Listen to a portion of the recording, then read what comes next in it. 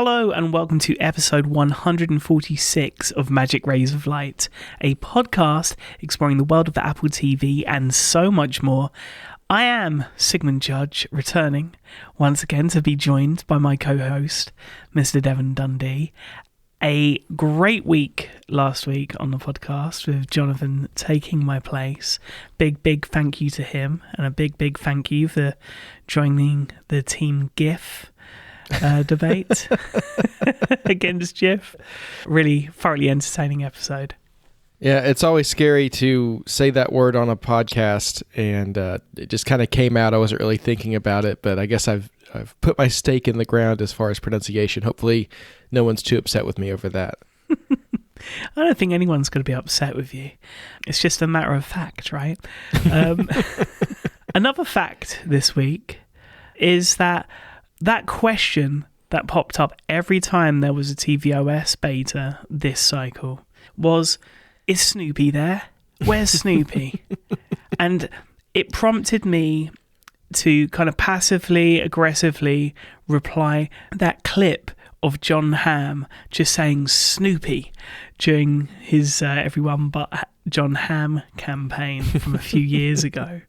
Well, I no longer have to use that because Snoopy screensavers are now officially part of tvOS, at least in beta form, and initially launched with the developer beta free of tvOS 18.2 this week, and then just a few hours later also appearing on the public beta.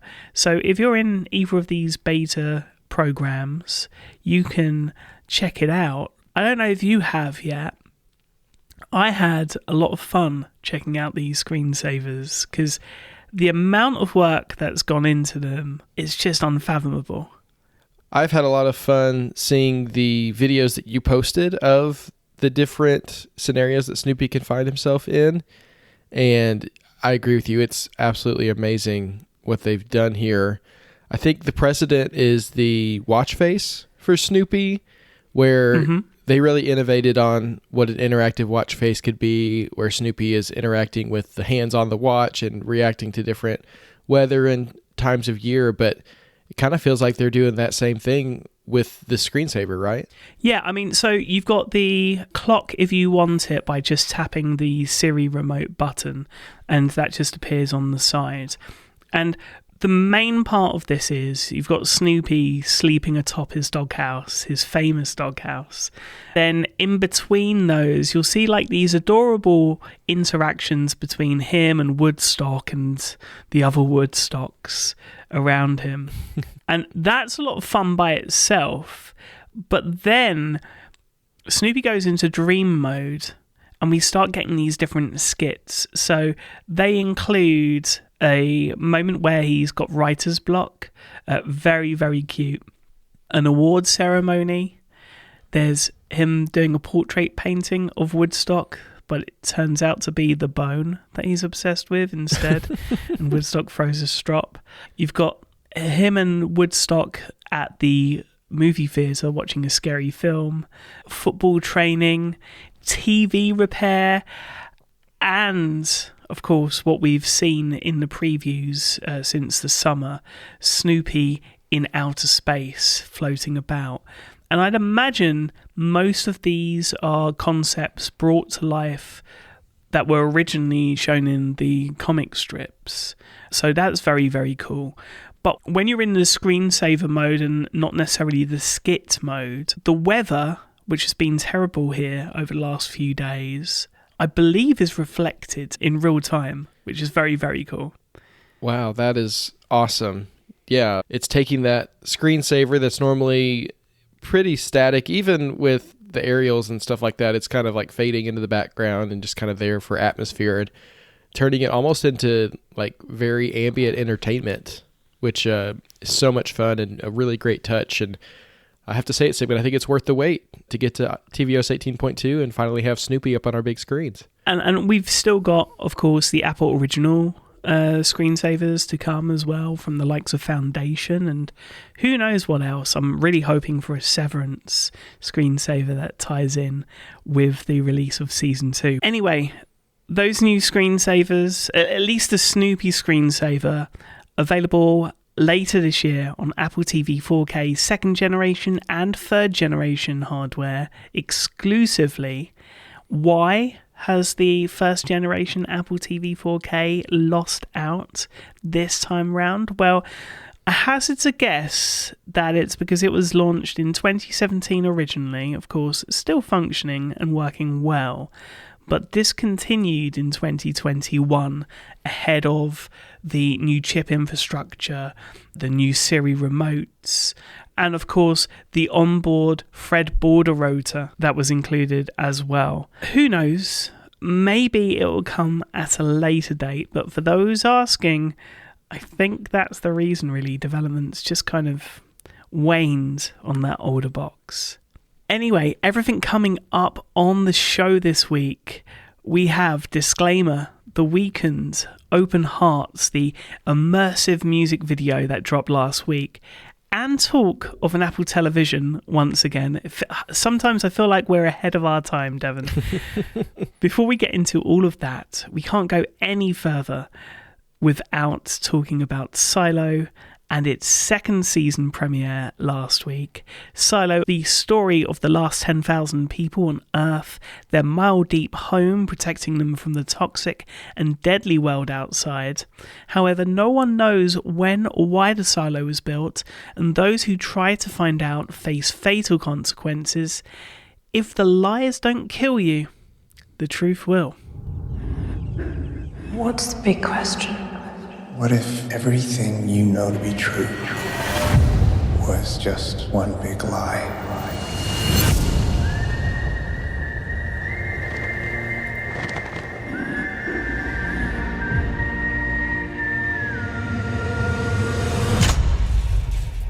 You try to open the door again, and I'm gonna kill you. This is, of course, adapted and brought to the screen by Graham Yost, starring Rebecca Ferguson, Tim Robbins, Common, Harriet Walter, Shanaza Uche, Avi Nash, Alexandria Riley, Shane McRae, Remy Milner, Claire Perkins, Billy Postoff-Waite, Rick Gomez, Caitlin Zoss, Tanya Moody, and Ian Glenn. Something really cool about this particular episode and this premiere episode is it's for the most part a one-woman show. I think that's great because it allows for the world to breathe a little bit, and as we're introduced to Silo once again, it really feels like for the first time we're being introduced to the world in which this series lives. Yeah, you read that list of the cast members who are on this show, and you see them in the opening credits, but the funny thing is that most of them don't even appear in this first episode. A few of them appear in flashbacks, but for the most part, it really is just Juliet on her journey alone, which is a very interesting way to get us back into the world, especially in the wake of all the excitement at the end of season 1, the various storylines and the tension that had been built up. You really felt like, we were going to be diving back in and really just getting that adrenaline rushing again.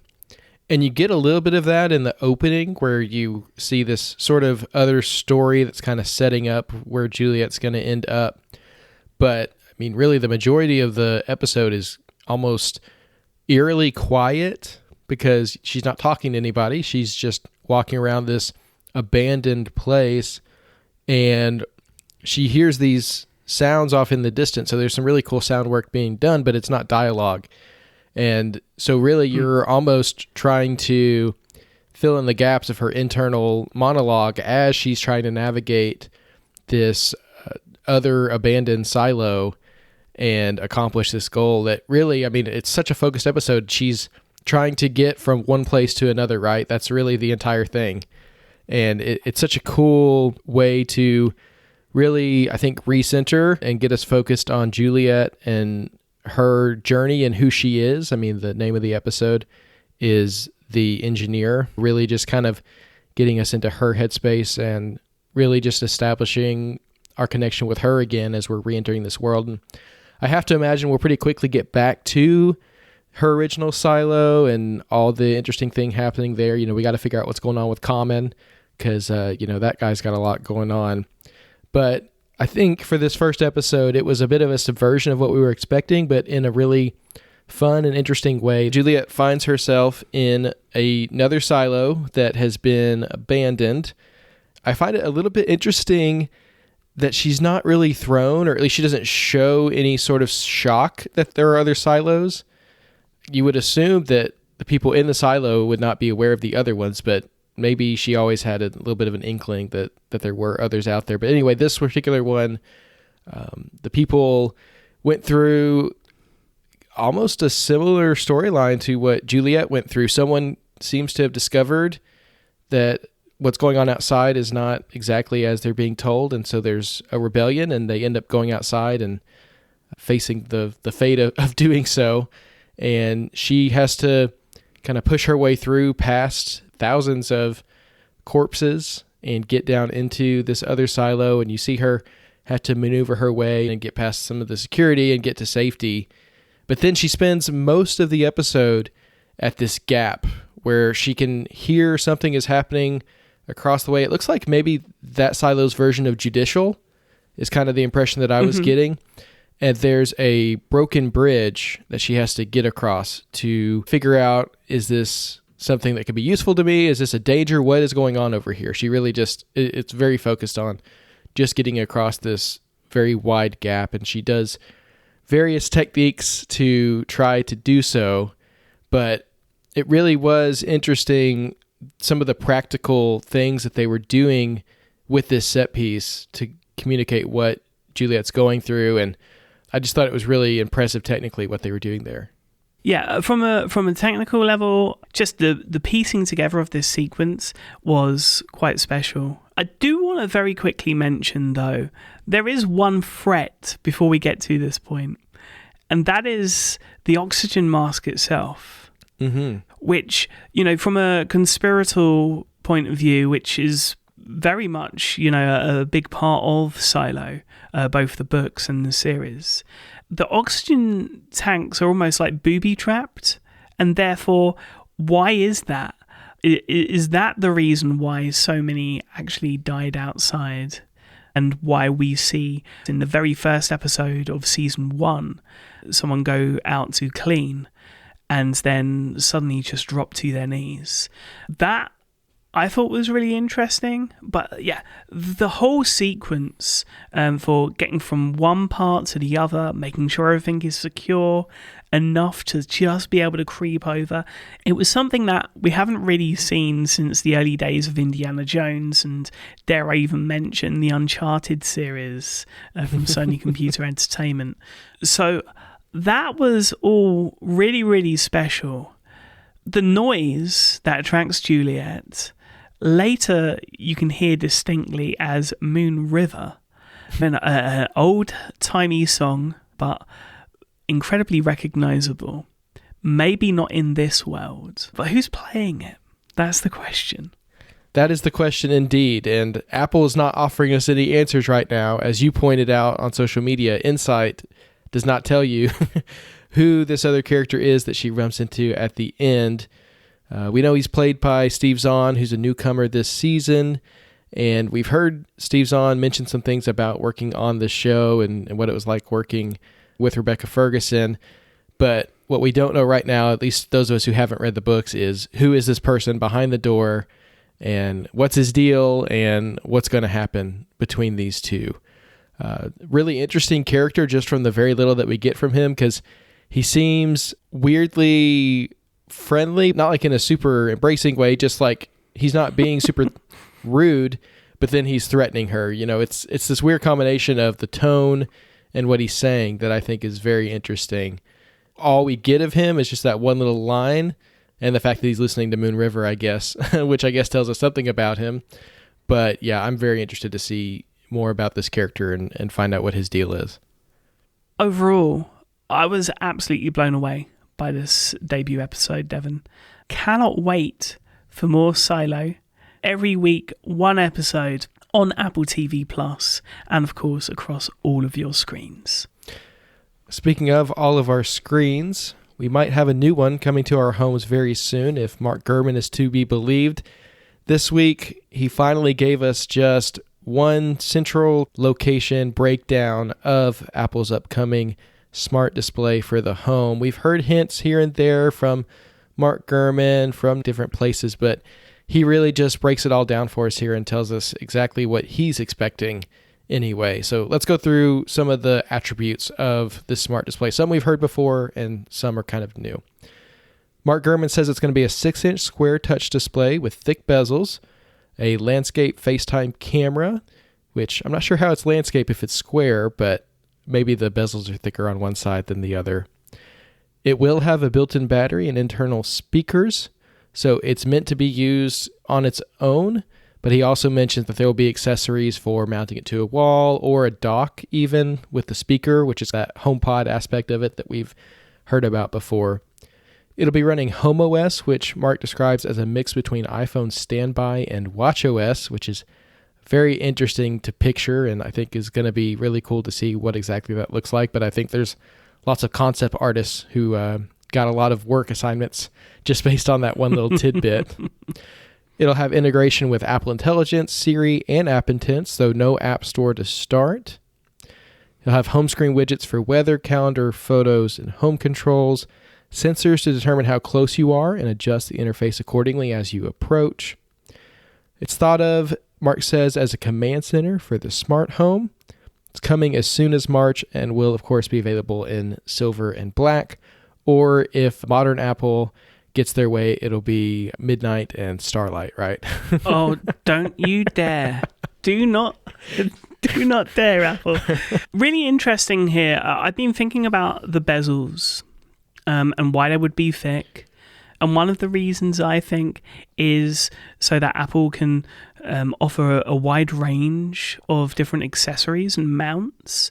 We've talked a lot about the robotic arm, $1,000 supposedly device coming. The more and more I hear about this device, the more and more I think wires may have been tangled a little bit, because right next to me, I have a Belkin stand for the iPhone that is able to follow me around anyway. And if these screens are as small as we're expecting, there's no reason why something like these dock kit devices that can follow you around couldn't take advantage of that and this device. So I'm extremely excited for this. I do wonder, though, are we going to see an A chip? I'm guessing we have to if it's going to be certified for Apple Intelligence. And if so, what effect is that going to have on the price? It's interesting because this could go so many different directions. Once we heard about the smaller screen, I kind of threw out the idea of tvOS. The only thing that I think we may see kind of carry over is Control Center and maybe the way in which we switch between different screensaver modes on tvOS 18. But otherwise, we know a lot now, but yet we know so little. And what I'm probably more excited for come March is that I would imagine alongside this new device, we'll see a new Apple TV. We may even see that much mooted soundbar, an Apple TV in a different form, and maybe even cameras that can take advantage of FaceTime on Apple TV and much more. So I'm really, really excited about this, but not as excited as I am the one short quotation from Mark Gurman's report this past weekend. And that is that Apple may even revisit the idea of making an Apple-branded TV set something it's evaluating. My first thought was, oh, here we go again. And I'm sure that is what many, many people thought when they saw this. You know, we've been waiting for how many years? The last conversation that Walt Mossberg had with Steve Jobs before his passing was about a project based on a television set. We, of course, saw some leaked photos from a lab somewhere in China where this television set at the time was being certified. We never saw it come to light, but there's a number of reasons why today it makes more sense than ever. Before we get into the technical stuff, what's your thoughts? Because as much as it's nice having a HomePod mini, we've had our Apple TV acting as our home hub for forever. The box, of course. It kind of makes sense for a television to act as the central hub, right? And run tvOS and have all of the benefits that we've been experiencing with the Apple TV box all of these years. Yeah, I agree with you. I think about it more from a strategy perspective. Apple really seems to be putting energy and resources into the home space now with these two smart display products coming down the line, rumors of cameras and other things. So I feel like if Apple really sees the home as a future push for sales and revenue, then it only makes sense to have a TV and not just a TV set-top box. I'm thinking that if this smart screen does well and they do decide to expand the line, this is just a natural way to go. And it makes so much sense. And with this home OS that could eventually be merged or replace tvOS and kind of become the central operating system for the home, some of that smart screen work that they're doing now could be reflected on a bigger screen in your living room as well. So I think from a strategy perspective, it makes sense. Just in terms of people want to invest in their smart homes and, get these gadgets that are going to make their lives more convenient. Why not make them first party and make it a real category that Apple's actually investing in and putting time and energy into? And I think a TV set would make sense as a part of that strategy as well. The interesting thing about where the industry is headed for displays and TV specifically is something that we talked about a number of months ago when Sony announced their new Bravia line during the summer months. And one of the key things to this new Bravia line, at least the high-end TVs, was that they had a calibration mode that was available for Amazon Prime Video, Netflix, and Disney+. And whilst you would think, okay, you're getting the information from Disney and Netflix and Amazon exactly the same ways, and then you're doing something on your side to enhance the experience with the screen display technology. What's actually happening is that Sony partnered with these different services for those services to make an app specific for their screens and then be able to utilize the different technology within their hardware, right? And there's basically an extra channel within the video metadata that says, okay, this is sports, and therefore we want to turn smoothing on for this, maybe, and this is a film, so we want it to be at 24 frames per second. And creators are able to do this with their content, with their films. Tom Cruise was one of the first to talk about it with the latest Mission Impossible film. And this is the way in which the industry is headed. What are the benefits for that? Of course, you're going to be able to see your content in the way that it's supposed to be seen and the way the content creators and distributors want it to be shown. But also, if the companies like Sony and LG can get users to use their apps on board rather than a third-party box, that means that that TV has to be connected. And of course, unless you've proactively switched those settings off, they're able to get data across your whole network of devices and what's happening on all of those devices within the network, not just what you're watching on TV, because let's be honest, unless you're Nielsen or one of the content distributors, no one really cares, right? Especially Sony and their TV division. So with all of that said, one of the key things is, of course, if you plug in a HDMI device to one of these TVs, they're not going to get that benefit because it's not within the HDMI spec. And unlike Dolby Vision, for example, as a video standard, which is licensed by Dolby to anyone within their spec and is a money maker. These like calibration modes on the TVs that are coming, starting with Sony, which is available now, they are very much siloed. Excuse the pun. They are locked to that hardware, and they're not licensable. So a HDMI device connected to a TV like that, it is never going to have that same experience. And that's where I think Apple jump in. We've already seen what they're doing with displays on iPhones and iPads, especially what Apple are doing with display technology in terms of low power and that automatic shift when there is lots going on screen, like scrolling on your iPhone. Pro phones is able to read that and therefore process those movements and make them look buttery smooth. It would be really interesting to see what they can do in the gaming space, of course, but also TV. And if it's based on tvOS, one of the things that I'd imagine would be a requirement going forward is that rather than having to sign these individual agreements like Sony has to, Apple will just make it part of their licensing agreement. Yeah, I mean, Apple's already negotiating with each of these partners for tvOS anyway, so they could just kind of include that along with other things like TV app integration and that sort of thing and make it a part of the deal. So, yeah, I mean, I think you're right that this technology, this feature, however it's going to be branded, they always kind of have to come up with some kind of name for these sorts of things. It's eventually going to be something that a lot of consumers, especially those who really care about quality and seeing films in the way that the creators intended, they're going to be looking for this as a checkbox.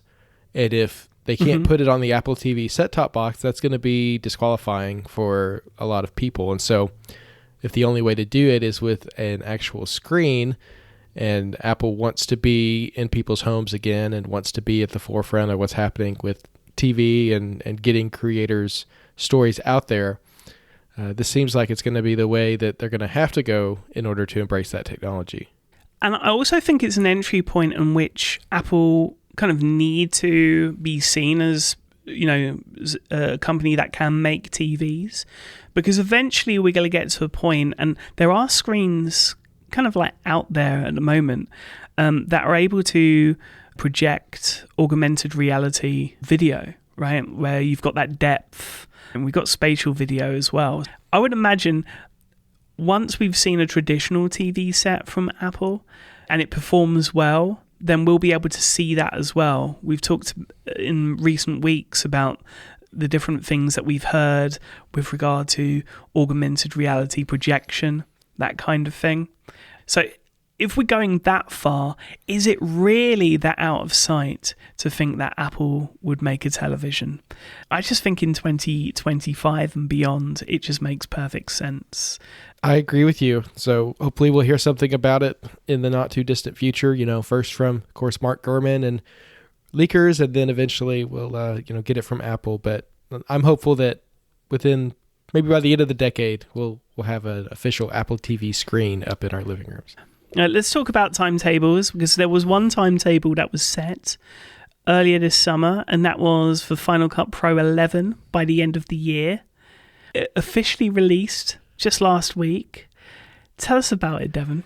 Yeah, this is interesting. They're making the version jump to 11, which is a pretty big deal. We've been on 10 for some time, but Apple seems to be moving in the direction of making those version numbers happen quicker and quicker. So this was promised at WWDC, and now it's here, and that is spatial video editing, the ability to import videos from your iPhone or your Vision Pro, edit them together, then export them as spatial videos that can be played back on Vision Pro as well. That's all built in. The other big feature that I've heard a lot about is these magnetic masks, which sounds awesome. You can select a person or an object in the frame, and then Final Cut will, as the video continues along, follow them along with that mask and allow you to color correct, add effects, do different things just to that particular object, which is very impressive. And I think for anyone who's had to go through frame by frame and cut things out before, this will be a lot nicer, and it seems like something that a lot of people will be able to take advantage of and have a lot of fun with. The other major feature is AI closed caption generation. This was hinted at in the Mac Mini announcement, so we knew it was coming with the next version of Final Cut Pro, and that's here now. This is a feature that I know a lot of people have had to go to like other tools, like, import your video into another app or upload it to a site and then get that and import it back into Final Cut. So having it all right here is going to be awesome. Apple also released version 2.1 of Final Cut Pro for the iPad, which includes intelligent enhanced light and color feature, new live drawing features, including watercolor, crayon, fountain pen, and monoline pen, picture-in-picture effects for your videos when you're layering multiple videos together, and callouts, high frame rate editing, and Apple Pencil Pro haptic feedback, which I don't have an iPad that can work with the Apple Pencil Pro, but I've heard from people who've used it that it's great to have that feedback as you're editing. Finally, Apple released an update to Final Cut Camera that includes a loglet and the ability to record log in HEVC instead of Apple ProRes, which will save you some space on your hard drive. So you don't say. Big week for Final Cut Pro fans, both Mac, iPad, and Final Cut Camera. And this is a really cool suite of features. It's more than I was expecting. I thought spatial video would be the big thing, but I mean, magnetic masks and AI closed captions, that's a great update. It's a great update. And I think, when you look at third parties and what they're doing, they're now really pushing what Apple have to offer as well. So competition is a great thing. And that competition came just a day before from Blackmagic this time, with Blackmagic Design releasing DaVinci Resolve 19.1 with support for editing and exporting spatial videos. And of course, now we have that distribution on Vimeo, and an easy way of being able to watch other people's creations in that format.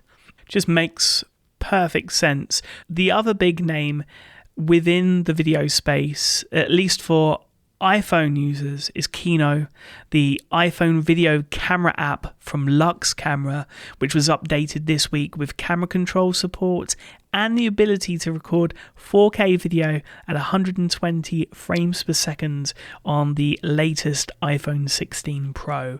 I'll be honest, I'm kind of jumping in between all of the different camera apps. I've got my action button opening Kino.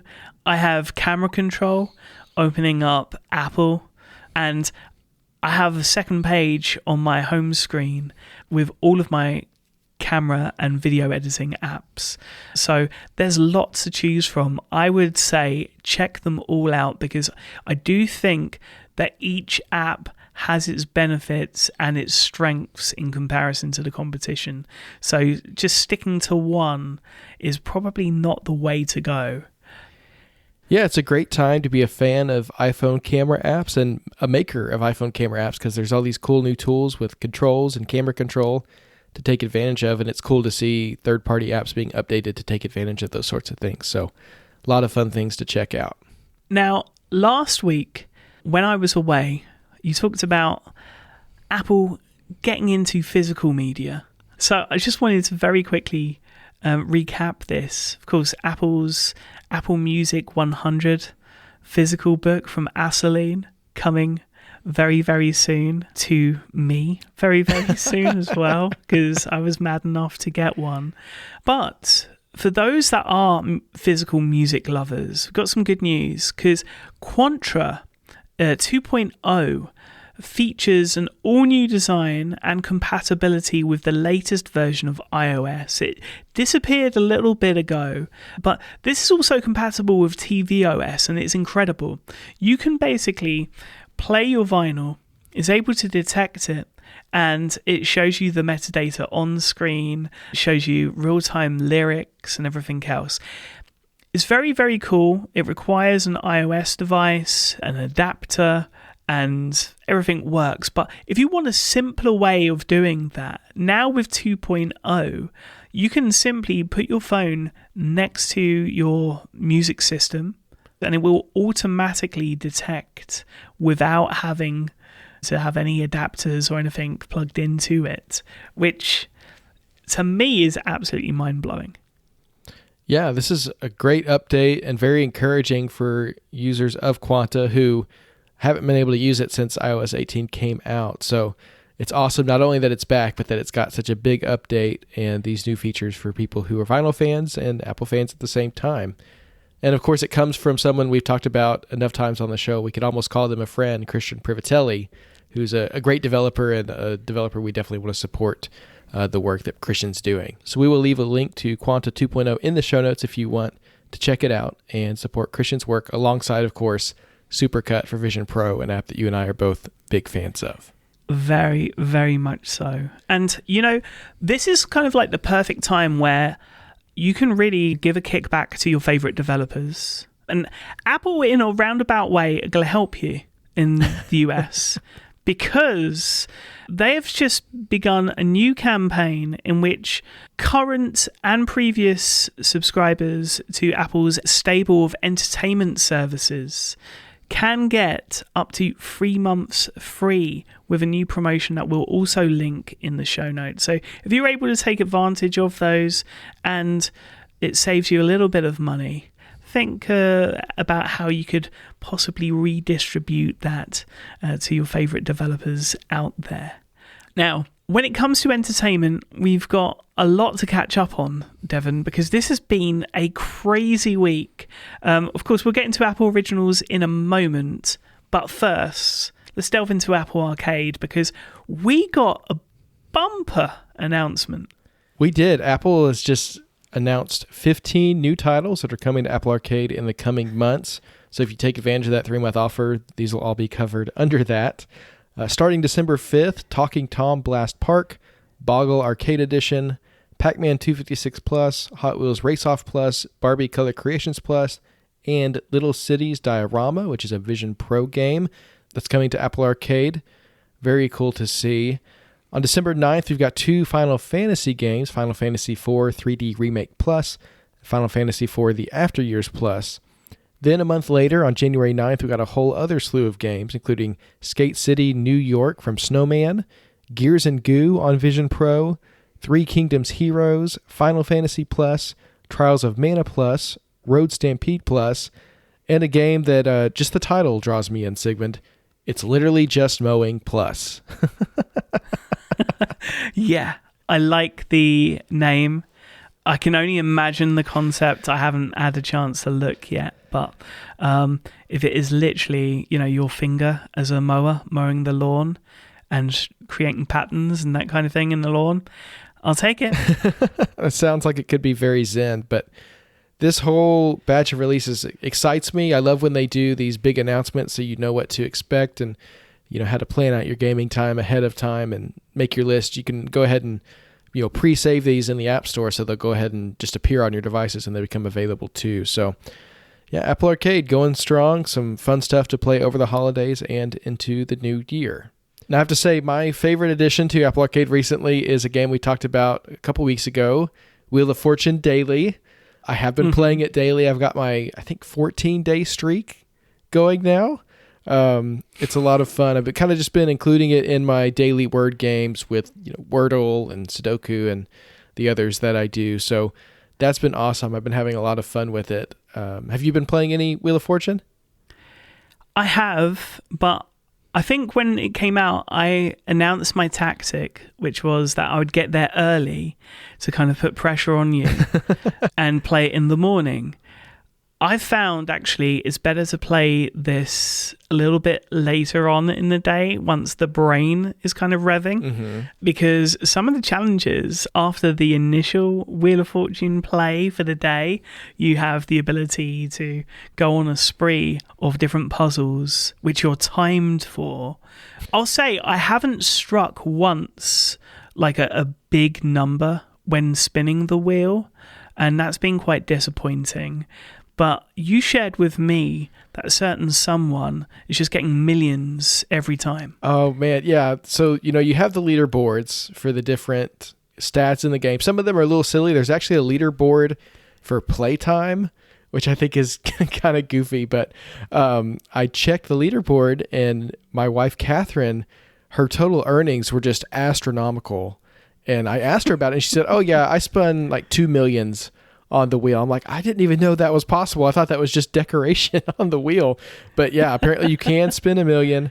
She's done it twice. I've gotten pretty close, but never quite gotten it. So I'm going to keep aiming for that. But it's a fun game. It's got the luck element with the wheel, and then, of course, the challenge with the word games. And there's a 2-player challenge mode where you're racing each other as well. So very cool. My highlight for Apple Arcade recently, and one to check out if you're into Wheel of Fortune. Yeah, gaming studios having a tough time at the moment. Movie studios also.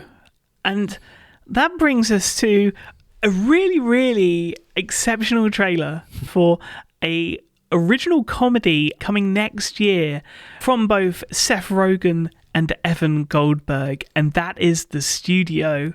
Matt is the newly appointed head of a movie studio.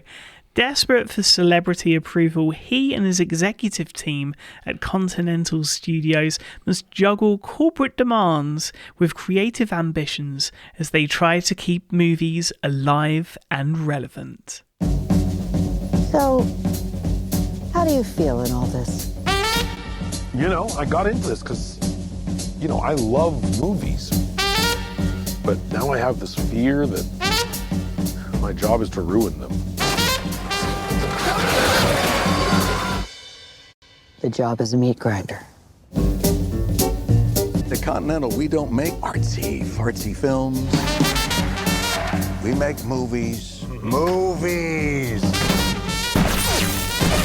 Being the head of Continental is the only job I've ever wanted. Stop! No! It's just so much harder than I thought it was going to be. You're talentless, spineless. What is wrong with you? No one likes you. Daddy! Get out of here. I'm here to save your career. Help me help you win. This, of course, stars and is written and directed by Seth Rogen. We've talked about the concept for this show, and we've talked about different casting and different writing teams on this. But we finally got our first look, and I'm astounded by this. Not only do we have Seth Rogen both behind and in front of the camera, we also see Catherine O'Hara, Catherine Hahn, Ike Barinholtz, and Chase Speed Wonders. But we also get some guest star appearances from the likes of Bryan Cranston, Martin Scorsese, and others. Created by Peter Hayek, Alex Gregory, Seth Rogen, Evan Goldberg, Frida Perez. I'm going to stop talking, I'm going to let you gush, and then I will gush, and we'll have to wait until March. This looks like a lot of fun. When we first heard about this show, I thought, how is this getting made?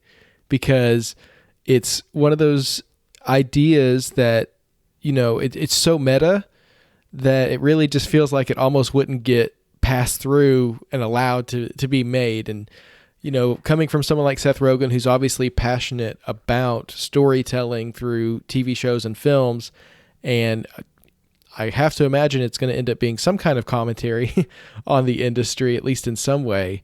And the trailer itself just looks incredible. You've got this guy who really wants to just make good movies and do a good job and leave a positive impact on the world. And he gets sucked into that corporate world thinking he's going to be the change from the inside. And he says something like, I came here to make movies, but I feel like I'm just destroying them. And, I love in the trailer, you get the celebrity reactions to him where they're all just so mad at him. And again, it's comedy. It's supposed to be over the top, but I have to feel like there's at least some kernel of truth to some elements of what's being said here. So again, that just makes me surprised at the honesty that I'm expecting from it, but I'm excited to get this meta, funny, hyperbole peek behind the curtain of Hollywood.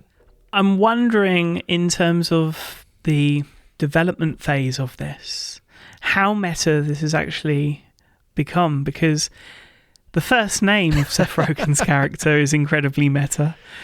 We mentioned him many, many times on this podcast because I personally think he's done a fantastic job since moving from South by Southwest Film Festival to Apple, in the time that Apple have been creating their own productions, and that is Matt Dentler.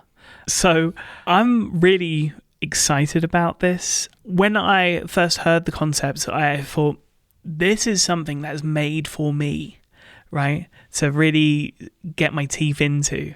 Apple, as we know, at their top game when it comes to the comedy division. We've mentioned it so many times before. This, with such an all-star cast, I think really only rivaled by Palm Royale from earlier this year. Another one for the calendar, another one for us to really look forward to, and really just looking into Q1 of 2025 already for Apple Originals. Quite a lineup. Yeah, it's starting to take shape for sure, and I can't wait for early next year. Of course, loving the run right now, but lots to look forward to as well. So the studio will premiere March 26th on Apple TV+. Definitely mark your calendars for that one. In the meantime, as we're waiting for the studio to come, we're going to be going back to the game studio behind Mythic Quest, which will return for its 4th season on Apple TV+, Wednesday, January 29th. In Season 4, the reunited team at Mythic Quest confronts new challenges amongst a changing video game landscape as stars rise, egos clash, relationships bloom, and everyone tries to have a little more work-life balance. Then on March 26th, in conjunction with Mythic Quest Season 4 and its finale, Apple will air the show's spin-off 4-part anthology series Side Quest, which explores the lives of employees, players, and fans who are impacted by the game. We'll leave a link to the first looks for both series in the show notes. But one question I do have is, of course, the highlight has been for the last 3 seasons of Mythic Quest, the flashback episode. Is that well and truly gone in place of this side quest expansion, as they're calling it? I hope not. I hope we still get at least one special episode in the midst of Season 4. I feel like that's something we look forward to each season, and I feel like side quest is an expansion on that, but hopefully not a replacement for it. Other upcoming releases with no confirmed dates as of recording are the 2nd season of The Brilliant Surface and Season 3 of Tehran. The international Emmy Award-winning Tehran is set to return for its 3rd season on the Israeli Kan TV network on December 9th.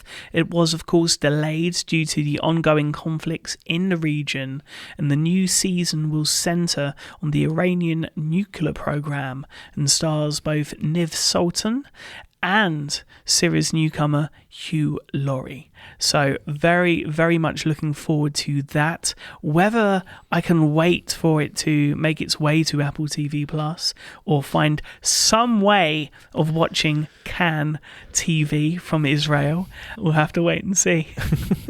You'll have to let us know. In production news, Apple released the first image from Monarch Legacy of Monsters Season 2, revealing that the season will take place on Skull Island. So that's exciting. That show's been in production for some time, and seems like things are just kind of continuing to go on there. Apple Original series Brother from Another Mother, starring Matthew McConaughey and Woody Harrelson, is set to begin filming in February, with plans to wrap next November. The series follows the two as their friendship is tested when their combined families attempt to live together on Matthew's ranch in Texas. Sounds like a fun one. And Apple Original crime series Criminal Record is confirmed to begin shoots for its 2nd season this coming January in London. So lots and lots of filming taking place as the spring schedule continues to form for Apple TV+. We've got lots to look forward to in the coming months and years as well as these productions continue on. And hopefully months and not years away is something that's been announced this week. I'm so excited for this. Apple has officially greenlit the 10-episode series Cape Fear from executive producers, get this, Martin Scorsese and Steven Spielberg, created, written and showrun by Nick Antosca, and starring and executive produced by Javier Bardem. It's based on the novel The Executioners, as well as its 2 film adaptations from Universal, one of which was directed by Scorsese himself. It's described as a tense Hitchcockian thriller and an examination of America's obsession with true crime in the 21st century.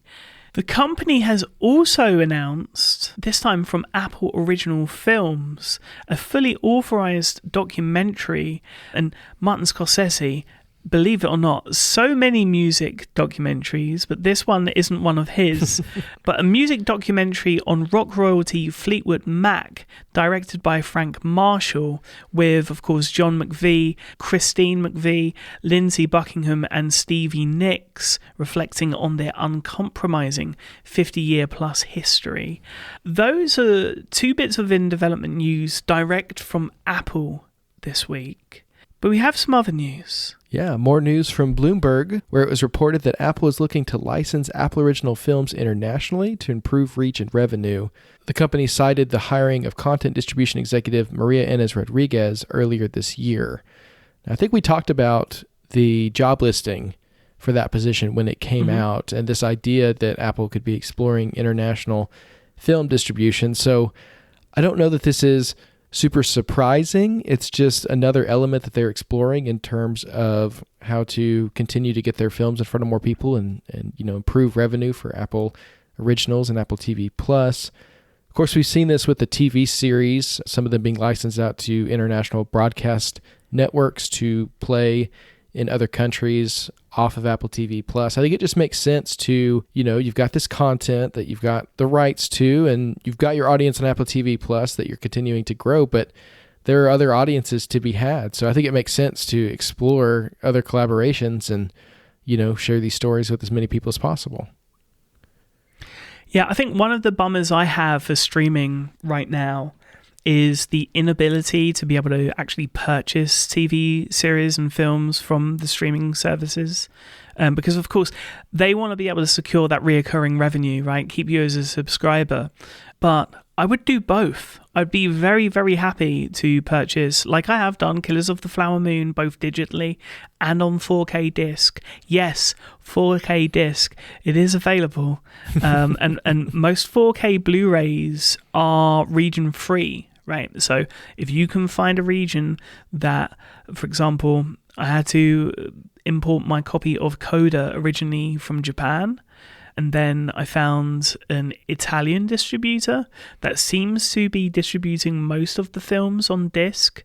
Killers of the Flower Moon is most recent, so definitely worth keeping an eye on. Of course, we're seeing the popular TV shows, The Morning Show, For All Mankind, Ted Lasso just recently, and Severance, all coming to Blu-ray disc. Of course, C as well, and a number of others. So there are opportunities here, and I just hope that Apple really embrace those opportunities and embrace the film lovers. All right, let's wrap up this week's news with our awards news. This week saw the Critics' Choice celebration of Asian American Pacific Islander cinema and television, and The Last of the Sea Women took home Documentary Award for Sue Kim. Congratulations there. This week also saw the announcement of the 2025 Cinema Eye Honors nominations. Bread and Roses was nominated for Broadcast Film. Girls State was nominated for Broadcast Film, Broadcast Cinematography, and Broadcast Editing.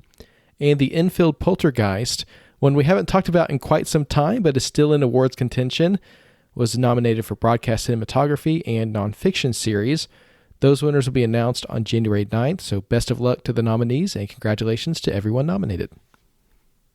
Well, that's all of the news for Apple Originals in the 2D format. Let's talk about immersive video now. And I want to pivot to a highlight for this week, or at least one of them, because what a packed week we've got. Open Hearts, the first music video in immersive video from The Weeknd and directed by Anton Tami. I was really, really excited for this.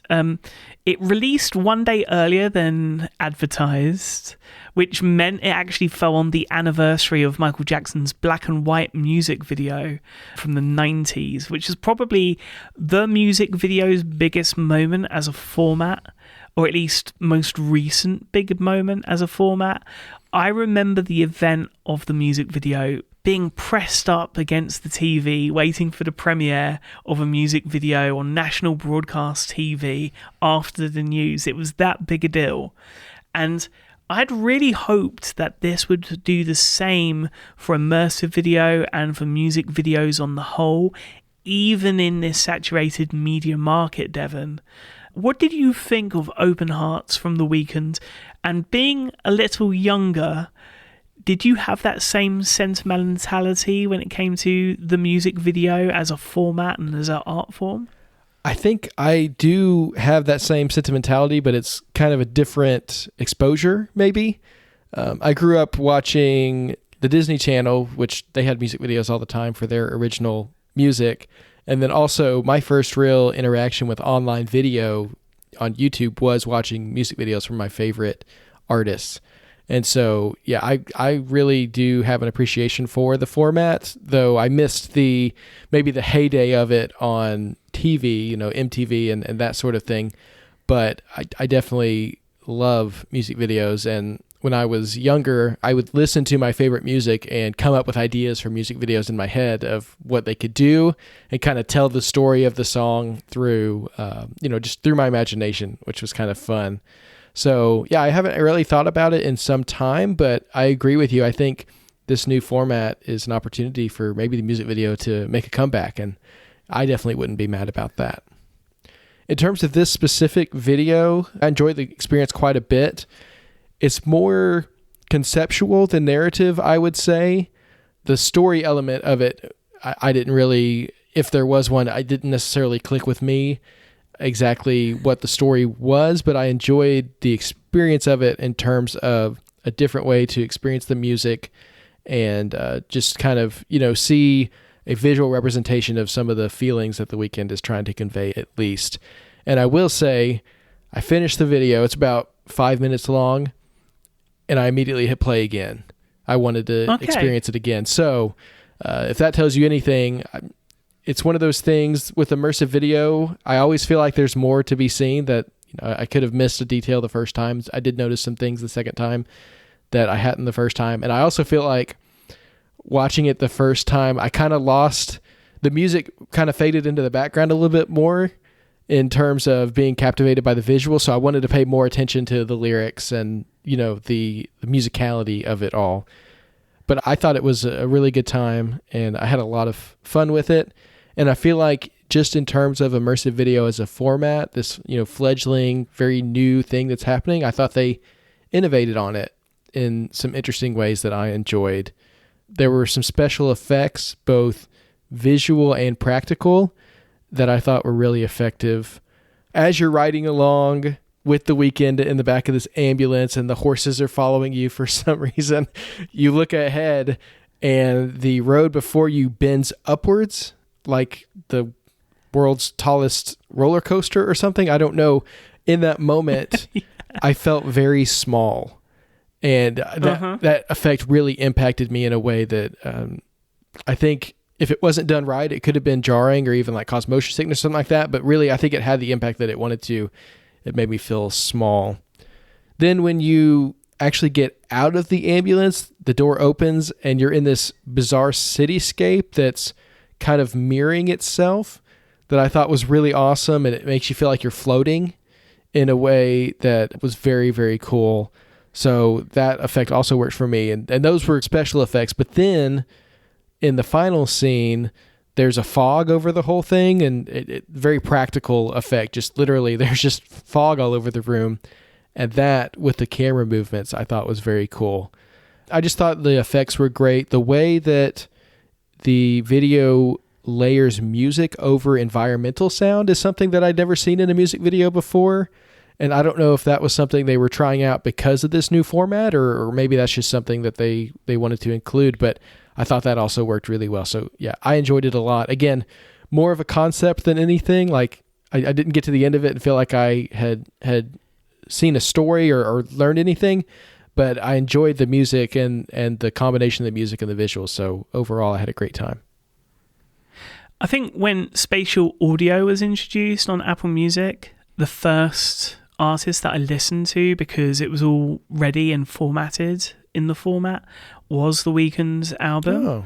And I was absolutely blown away by that. And I think if you've got a full Dolby Atmos sound setup at home, it's something that you'll appreciate again and again. And sound is, I mean, it makes sense, right? From a music artist. It's so important in this immersive video experience like this. Again, I think that it debuting a day before it was supposed to, it was probably a nod to the anniversary of Michael Jackson's black and white video. There are also nods in here to other music videos and other artists. Maybe I'm making this one up, but the final scene really reminded me of the old album cover for The Promise from Earth, Wind and Fire. And the kind of intergalactic starscape that you end up in. I really hope there's a part 2 here and we see more from this collaboration, because I was in a space that I wanted to spend time in. And if it's not going to be The Weeknd, it's going to be someone else. And that cityscape part where the cityscape is both on top of you and below you in a mirrored format, I thought, wow, what immersive side experience could the next season of Dark Matter have? That's where my mind was going. So I thought it was fantastic. I only watched it the once, but yeah, really, really impressive. And again, you know, we're going to have more and more reason to put on our Apple Vision Pros from a entertainment standpoint. We've seen lots of 3D movies being added to the 3D library on Apple Vision Pro, but even more so immersive video starting this week and continuing through the month and the year to come. Yeah, it seems like we're hitting a 2 a month pace with these. At least that's kind of the trend for the past few months, which is awesome. So we got the Weeknd music video last week. If you haven't seen it, you can watch it on your Vision Pro, or you can go to an Apple store and see it as part of the Vision Pro demo. On Friday, we're going to get the first episode of new series Concert for One featuring Ray. Then next month, we've got a new episode of Adventure, Ice Dive, and a new episode of Wildlife, Sharks, which I think is one we've seen in the demo before in kind of the sizzle reel. And we're finally going to get to see the full episode, which sounds awesome. Next year, we've got new episodes of Adventure, Elevated, and Boundless, as well as Red Bull Big Wave Surfing. So lots of awesome immersive content coming our way. And I love to see the pace picking up and the variety of the different content, you know, not just nature and wildlife, not just music, but sports and more, which I think is great to see. And I'm going to get into trouble and just say, you know, second season of Monarch, not too far away from us. We'll see it next year. So, yeah, that's all I'll say about that. In terms of this week's releases on Apple TV, today we have new episodes of Bad Sisters, Shrinking, and You Would Do It Too. Let me just say how much I'm adoring this new season of Bad Sisters, how much I continue to adore the later season of Shrinking on a weekly basis, and You Would Do It Too. Lots of questions that will need answering in just a few weeks' time, Devon, between you and I. Of course, those come alongside the finale for Midnight Family, which we will also be discussing in a couple of weeks' time. And on Friday, we see the streaming premiere of Steve McQueen's Blitz, set in London during World War II, as seen through the eyes of 9-year-old George, who, after being evacuated, embarks on a journey back home as Rita searches for him. We'll be returning to Steve McQueen's film next week, alongside some talk on Bread and Roses, which also premieres on Friday.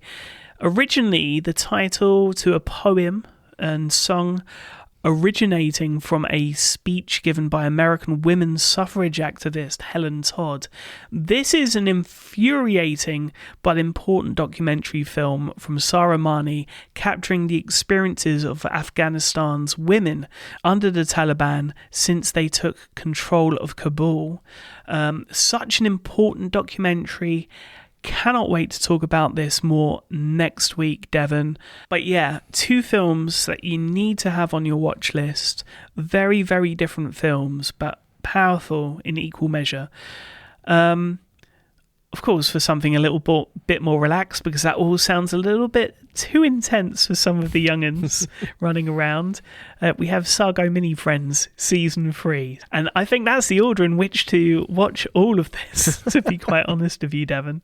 Of course, on Friday, we also have new episodes of Silo and Before, and the immersive premiere, as we just mentioned, of Concert for One from British artist Ray, alongside an accompanying EP. So very, very cool there. Saturday and Sunday, free for all. A Charlie Brown Thanksgiving. Woohoo! Can't wait ahead of that holiday. A holiday that I strangely partake in every year, even though I'm not American, but there's always a reason to give thanks, and there's been many this past week. We also give thanks all week to Major League Soccer, with its playoffs on MLS Season Pass happening all week, available of course for free to Apple TV Plus subscribers through the end of the season. But if that wasn't enough, we've got some extras as well.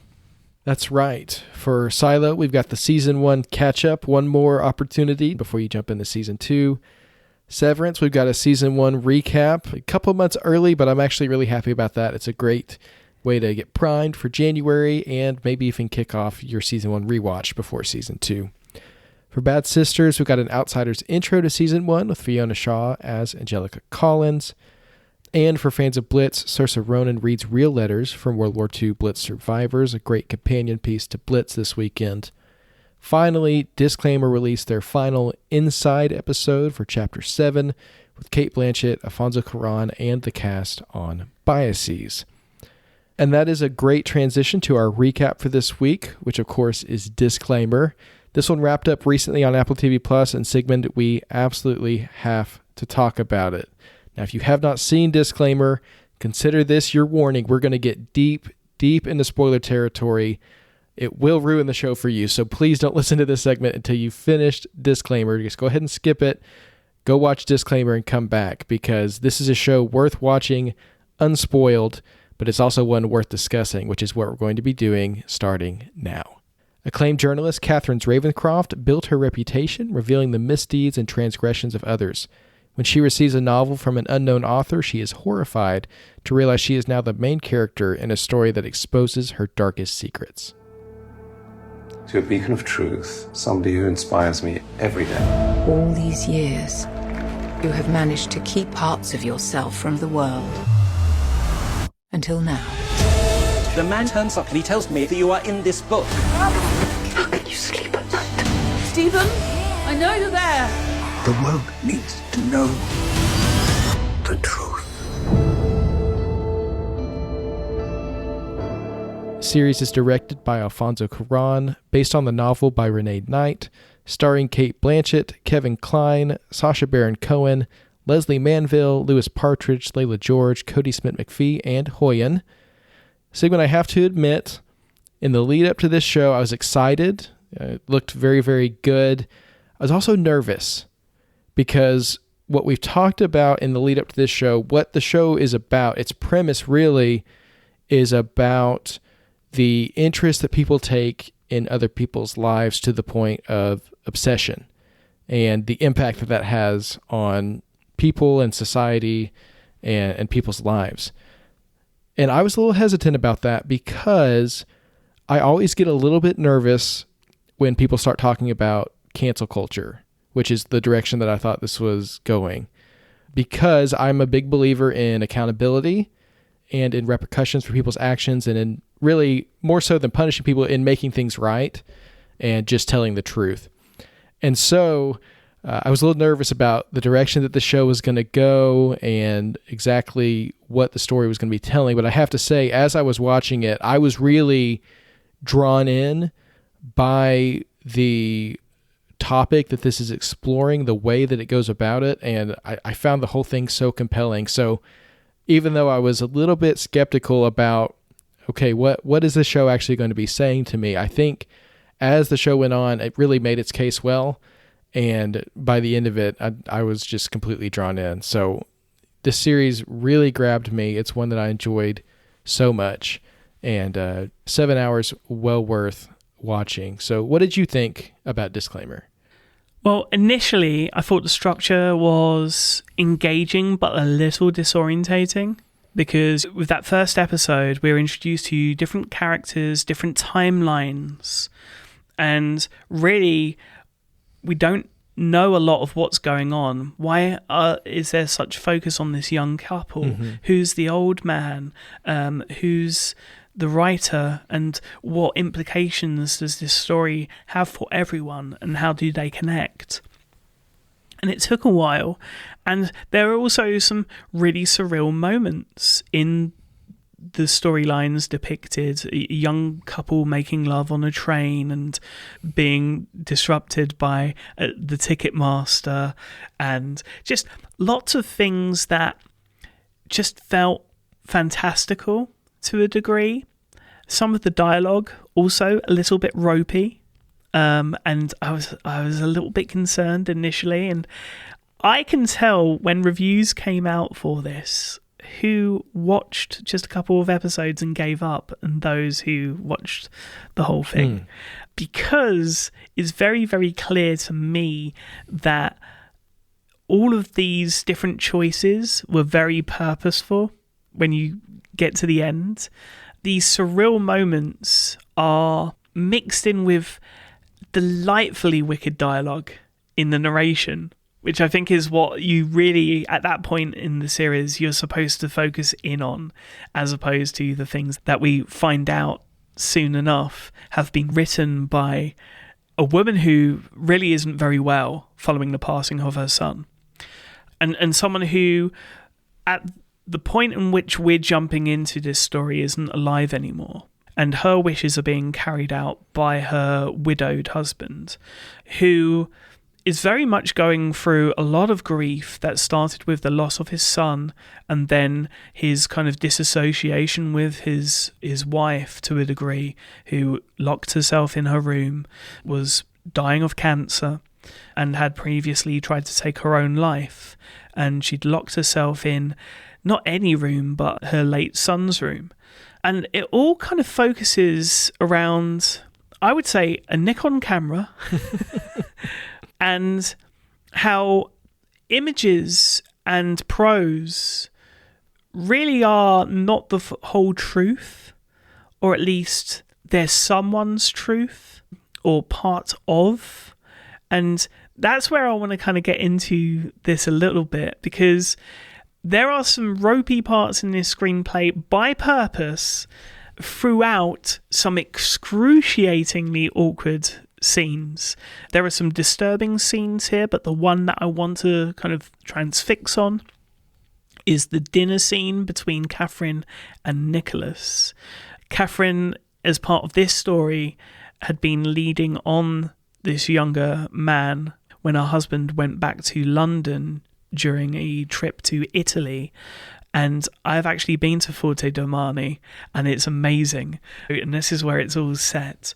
We get to this like post-dinner scene where her child has been taken to bed, and she is back downstairs and reels in this young boy and flirts with him, asking him about his fantasies, and with one particular pop star, a Miss Kylie Minogue, who I believe deserves some credit somewhere in this, if she didn't. There were moments in the storytelling that felt out of place, like the cringeworthy line from Nicholas, "You're wild.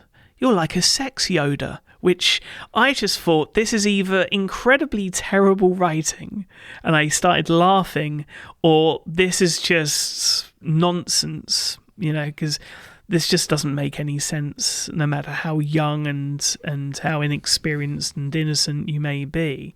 But of course, this is all through the lens of a grieving mother, with a son who could have done no wrong.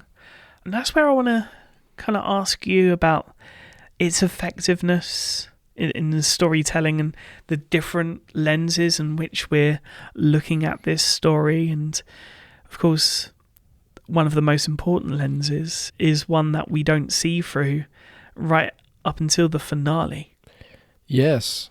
There's so many layers to what's happening in Disclaimer. The whole thing is a story that's being narrated, and the role of the narrator is interesting. I think we'll talk about that a little bit later. But then within the actual plot of what's happening, then there's this flashback to what happened back in Italy, and it has this very peculiar format, very old-timey film with the transitions in and out where it fades in from black and fades out. And we're supposed to believe throughout the series that this is what happened, right? This is the events that took place 20 years prior that led to the death of this young man. But what we learn as the series progresses is those are not the events that took place necessarily. They are the telling of the events in this book written by the young man's mother, based on nothing more than some photos that she found on his camera. But it is very effective, right? The way the story is told, even I, who was initially skeptical about the whole thing and whether or not this telling of the story was reliable, even I started to believe myself that Catherine Ravenscroft was a terrible person. I think part of that's the performance by Layla George playing young Catherine. She does such a good job. There's such a continuity between her portrayal and the one by Cate Blanchett, but there's also a disconnect there where they're the same person, but at such different points in their lives that you can tell that something has profoundly changed between these 2 points in their lives. And so you're watching this play out, and you're led to believe this one truth, but as the story goes on, you realize that actually this is a very skewed perspective based on a very limited amount of information. I kept waiting for the reveal that maybe Jonathan had kept a journal or some other source of information that this woman was using other than just these pictures. And at the end of the day, really, she was basing it all off of just a set of photographs, which, by the way, just keeping in mind that a woman is writing this about her son just makes me deeply uncomfortable, you know? Just it's very bizarre. It's her way, I guess, of dealing with the loss of her son, but her grief takes her to a place where she not only idealizes him, but demonizes this other person. And I guess that's natural. You look for someone to blame, right? You want somebody to blame when something terrible goes wrong. You don't want to believe ill of your child who's passed away. But what we learn is that her story is incomplete, not only incomplete, but it's just completely not based in reality, based on at least what Catherine experienced and shares later on. There were little hints throughout that maybe she had twisted some of the details of the story. One that really caught me and I thought was very telling about everything you really need to know about Jonathan's mother is that when Jonathan is writing a postcard from Italy back home, he writes it to mom, dear mom. And I thought that was weird. It's like, why doesn't he write it dear mom and dad? Well, later on, Stephen does actually pull out the physical postcard that his son sent, and it did say dear mom and dad. So she had taken that out in the book manuscript to focus it more on her relationship with her son and remove the father from the story. So just little details like that really make you think, okay, what else is she changing? We know that the breakup between Jonathan and his girlfriend did not happen because of a death in the family. Stephen doesn't tell us what exactly happened, but he tells us in the narration, oh yeah, my wife kind of fudged that a little bit. And all we get is one side of a phone call that's very upsetting, some kind of accusation against Jonathan that is unclear, but I think we can probably surmise that it was something pretty serious and terrible based on what Catherine at least has to say about him. And so as we get to chapter 6 and 7, we start to get Catherine's side of the story. I think chapter 6, we get hints that she's about to tell her story, really. It's voiceover narration, but you can hear that fridge in the background, so you know that she is in the Bridgestock home telling this story and sharing her side. And then in episode 7, we really do get her side of the story, which from her point of view, this was not a seduction. This was not her taking in, some kind of fleeing pet and then tossing him to the side, and when he becomes inconvenient, letting him die. This is a situation where someone she did not welcome into her room came in, assaulted her, raped her, and then left her. And then the next day, for whatever reason, did give his life saving her son from the ocean. That part, I guess, is based in fact, but what actually happened that night based on these photos, those photos can tell two very different stories based on who you ask. And it's heartbreaking. I think in chapter 6, they tried to kind of hint at it so that it wouldn't be such a shock when you get to chapter 7, but it still, for me, it was very, very hard to watch. That portrayal, even without the audio, because you're hearing her tell the story, but you're also seeing elements of it kind of muted, seeing this totally different portrayal of Jonathan. He's not this innocent kid who, talks about Star Wars. He's someone with a much darker sort of inclination who does these things that are reprehensible and obviously scar Catherine for life, to the point that even when she's accused of these terrible things, she would rather let people believe that than tell the truth, which I found it very sad and shocking. So the whole thing, the story, I thought it was very effectively told the way it was laid out. I thought it really did. It wasn't a twist for the sake of shock and awe. It was a twist for the sake of making you think about the stories that we tell and the sources that we listen to, and kind of the biases and perspective that we can have that can really just take us down these really, really bizarre paths. And certainly made me think about being more critical about the stories that I believe, and the just the willingness that I have when I hear some sensational story that really goes against my expectations of someone. I think sometimes there's a bit of a pleasure in that juxtaposition for whatever reason. It's like, oh, that person's mask finally came off. And that's really what the whole conceit of this book was. It was, this person who's been dedicating her life to revealing other people's truths, but she has this dark secret.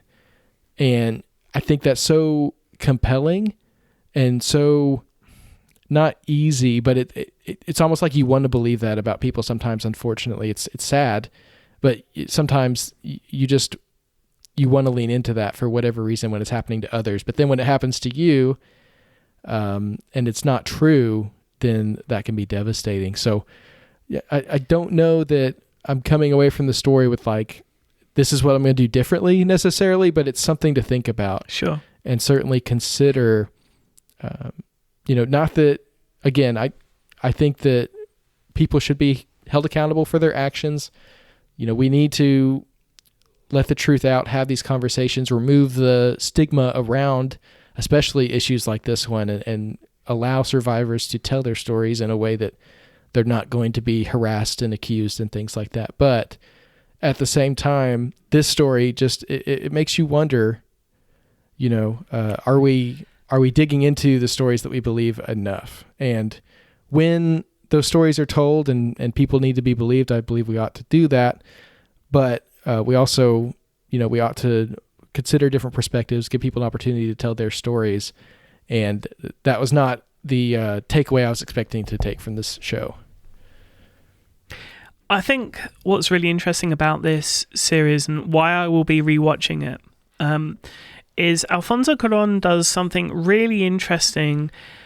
I think not only does he kind of talk about what you have in regard to, not necessarily believing the stories that we're told, no matter how kind of tantalizing they are and risque, right? And it's a good read, right? It's entertaining, so you want to believe the entertainment aspect, right? Because it consumes you, so to speak, right? And I think we see that across media scapes today, whether it's social media, whether it's news.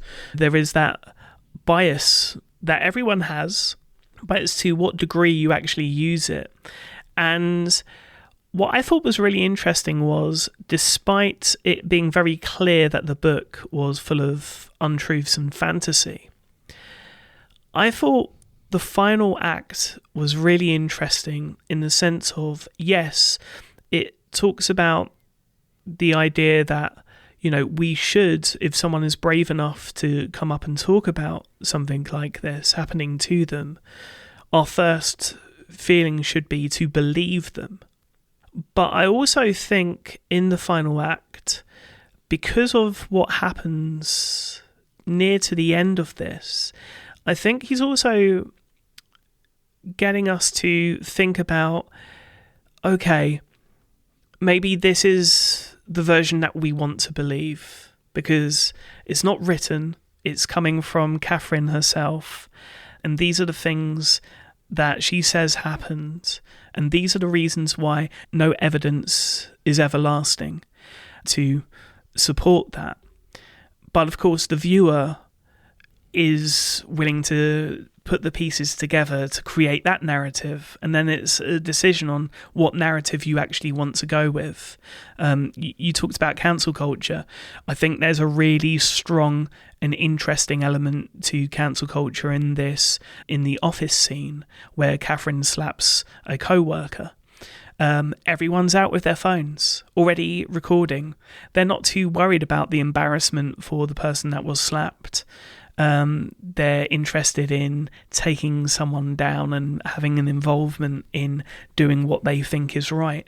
So I think it's a really interesting series, but I also don't think it is as clean cut as maybe you have seen it, especially that finale. Of course, I'm hinting at the part where after Stephen and Catherine have had their moment and kind of laid everything out on the table, as Stephen is throwing away his wedding ring and the cardigan from his widowed wife into the fire, along with lots of photos. There's one photo that Stephen pulls out of the fire, and that shows the reflection of Catherine's son Nicholas. Now, during this final act, of course, Nicholas is driven to an overdose in a very, very cruel way from Stephen, played by the delectable Kevin Kline. Just an incredible performance. And through the end of it, the final scene is Catherine and her son whose memory has been taken for the most part from the overdose. So he can't remember whether or not he wanted to. And there is that question that's left dangling right at the end as to whose story do you want to believe? And is there maybe truth in both and deceit in both? And that's a good enough reason to rewatch this again and again. It's a show that I think is the best one of the year from Apple, to be quite honest with you. And this is the first outing, again, for a TV series from Alfonso Cuarón. Did you have any kind of retort to that? I get what you're saying about the different storytelling methods and the way that impacts our perception of them and, whether or not we believe them. So I think that is another layer to this. But I think the thing that kind of solidifies to me who's telling the truth at the end of the day is Stephen Bridgestock's realization and admission of who his son was, or that at least that's plausible in his mind that it could have been. There's a scene where Catherine's husband asks Stephen, why didn't you consider this before you ruined our lives, right? Why didn't you at least take into account that maybe this story wasn't true? And Stephen says, well, no one wants to believe that about their own child. And so again, there's this other layer of the bias that there were hints all along. I mean, if Stephen had really considered all the facts and the history of his son's relationships, I mean, I think he could have maybe come to a different conclusion without, really just driving the truth out through brute force. So there's a layer as well of considering your sources, not just the format, but also just, taking into account the relationships between people and who really has that information and would know. And again, I think there's always going to be edge cases where, someone pulled a fast one and ruined somebody else's life for no good reason and really did, just conceal the truth forever. I think the real world maybe is a little less cut and dry, where in a lot of instances it's not as clear who to believe or like you said, maybe where the blame lies. But at least for me, the experience of this story, the journey that I went on, I'm definitely landing in, I think there's some clarity, at least in my mind, of what actually happened within the realm of the story. And for me, the thing that really solidifies it is Stephen's admission that he was wrong and that he's gone down this dark and terrible path based on a lie. And that kind of leads me to the big twist at the end that I enjoyed or thought was satisfying, at least in a way, is the narrator who's been talking in the second person to Catherine this entire time, this accusatory voice, I guess, that's really been putting the focus on her as the almost antagonist or the accused in any sense, turns to Stephen, who has been narrating his own story the entire time.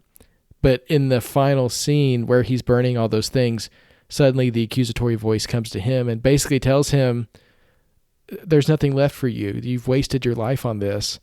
And now here you are. And while enjoy is not the right word for it, but I found it within the realm of the story. I found that to be very satisfying in a way. Not that I want bad things to happen to anybody, but in the sense that that voice that had been afflicting her for so long had left her, and that guilt was now lying with someone else who the entire time had been a character that maybe not rooting for, but definitely entertained by the things that he had been doing. I found Catherine's ending very fitting. I loved the reconciliation between her and her son, and that very honest conversation between her and her husband in the hospital, where she says, you seem more relieved by this truth than by the idea that maybe the book was true. And that's something that I just can't be okay with. And I thought that resolution, the honesty in that conversation and where they landed was great and very real in a way. But to see Catherine's happy ending might be the wrong word, but to see her resolution to be that she now can have a relationship with her son that's not clouded by this horrific thing that happened to her that's been hanging over her for 20 years. And now they can really start to build an authentic relationship and heal together. I found that beautiful. And while maybe not necessarily the ending that she would have chosen herself, I found that to be a very fitting ending for her and one that I enjoyed quite a bit. And then we get to the credits, and it's all white background with black text, the inverse of what we've been seeing all season, just kind of representing, I think, the turn in the story and where we've landed, which I found, again, just a great way to end it. I thought the ending was just perfect. Definitely a show that will challenge the viewer again and again whilst watching. And I think, based on our different interpretations, again, every day thereafter, because this has been living and coursing through my blood since the moment I finished it. So yeah, disclaimer. Now streaming in full on Apple TV Plus. And of course, if you're still listening on this chapter, you'll have seen it already, but I think you'll agree, definitely worth another rewatch, at least one rewatch. Now, for some TV app highlights this week. Last week, Jonathan and yourself focused on just a few from my list. So I just want to kind of catch people up on a list. I'm just going to throw out names because I've been doing a lot of TV and movie watching this past week. Goodrich, Magpie, Rumours, also with Cate Blanchett. Saturday Night, Your Monster, Emilia Perez, Hot Frosty, which is a interesting take on like the traditional Hallmark Christmas movie. Oh, okay.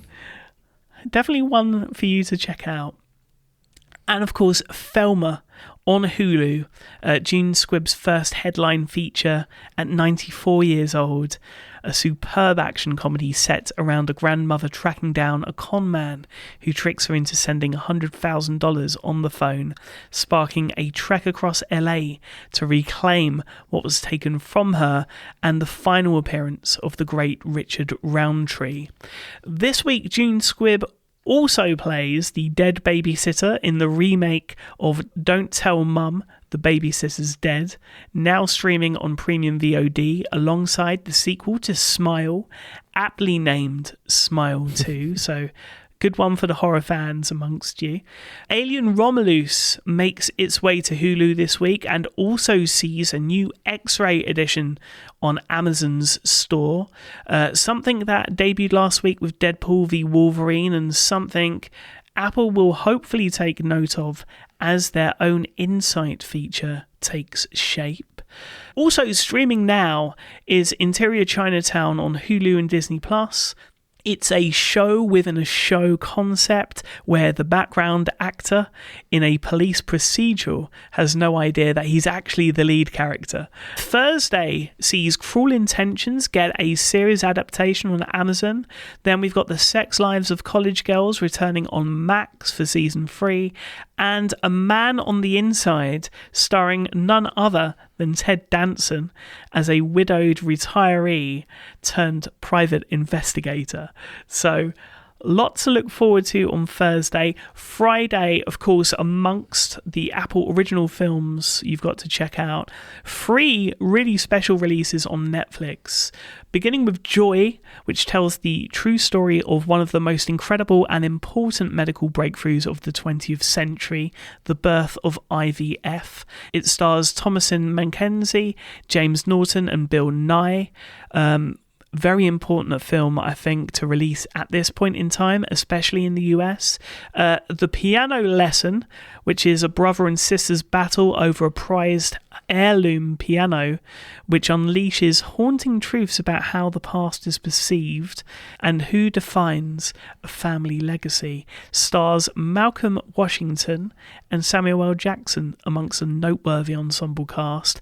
And lastly, Spellbound from Skydance Animations, their first major feature-length animation since It's Still with Apple collapsed. It tells the story of a powerful spell that turns a teenage princess's parents into a giant pair of monsters.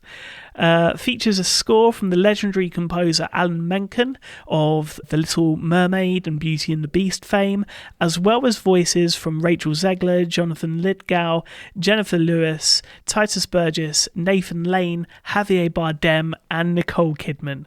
So lots and lots to check out this week, Devon. Are there any that really stand out to you? I mean, it feels like you're just making this list for me, Sigmund. You got Ted Danson and John Lithgow. I mean, I'll watch anything either of those are in. So, yeah, it's cool to see Spellbound see the light of day after, we covered it as an Apple original for so long that it's finally out in the world. Not on Apple TV Plus, but on Netflix. But still, it's cool to see that one released. So, yeah, definitely some great picks here and a couple that I'll be checking out. In terms of up next picks this week, our recommendations from the TV app. I'm going to recommend a late spooky season pick, Sigmund. This came out for Halloween, and I didn't get around to it until a little bit later. But, spooky season lives on for people who enjoy it. It can be year-round. This is American Horror Story Season 3, Part 2. Came out this year. People who've been listening for a while know I'm a fan of the American Horror Story franchise. But really, these one-off episodes, this anthology series where every episode is its own story, American Horror Stories, has really, for me, captured the energy of early American Horror Story, where it was a little more jumpy, a little bit more unsettling, and I think the shorter storytelling can just make for, sometimes it's just easier to take in when it's just a 1 45-minute episode and you get the full story. So there's a couple of really great ones. The one I wanted to highlight especially is called Clone. It's Victor Garber playing an android, and his portrayal, it's an android that's not great anyway. It's not complete, and the way he does it, the way he portrays this robot is perfect. and he's the perfect actor to do that sort of thing. I feel like he can do just about anything, but he does a great job here. And you think the story's going in one direction, and it just completely takes a turn on you, which I appreciate. So a little bit of extra late spooky season pick here. That's American Horror Stories Season 3B. It's on Hulu and Disney+. I'm also going a little bit horror-y in a weird way, because this is as much a comedy as it is a horror thriller, and that is based on a true story. It's returning with its second season on Peacock this week, and it's not only a TV app highlight, it's my up next pick for this week. It's one of the funniest shows I've seen in years, and it stars Katie Cuoco and Chris Messina as a couple obsessed with true crime podcasts. But when they start their own in the first season, little did they expect to have a third co-host, the serial killer of the murder spree they're reporting on. Season 2 finds the couple as new parents just 3 months into parenthood. Focused on taking care of her family, Ava, played by Cuoco, is now determined to resist her true crime obsession and return to work as a real estate agent, whilst her husband, Nathan, played by Chris Messina, trains private tennis clients. But a series of new murders pulls them back in. But is the murderer who they suspect it to be their friend's new partner and old podcast co-host? I guess we'll have to wait and see. But yeah, so many threads in this series, just brilliantly put together.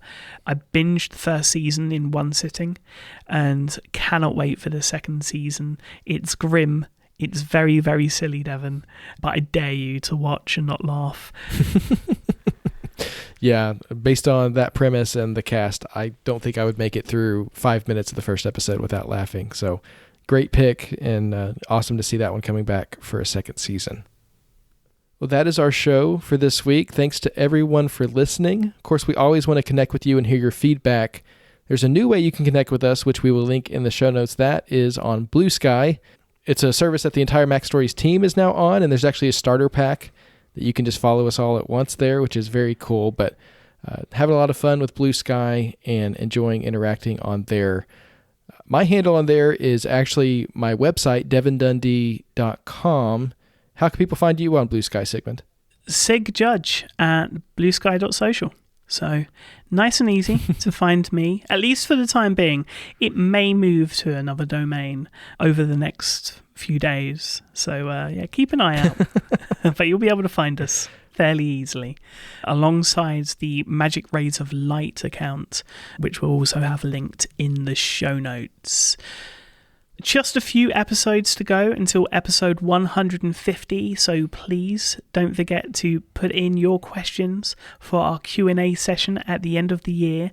The questions can be about almost anything, from movies and TV to, of course, Apple and tech beyond that ecosystem. Maybe even some home cinema, or who knows, maybe some parenting tips now, Devon. You've had plenty of time. So you can get those into us by either emailing or sending us an iMessage to magic@macstories.net.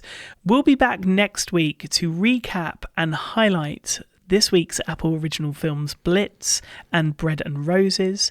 So until then, please stay safe, watch some Apple TV, play some Apple Arcade, and have a great week.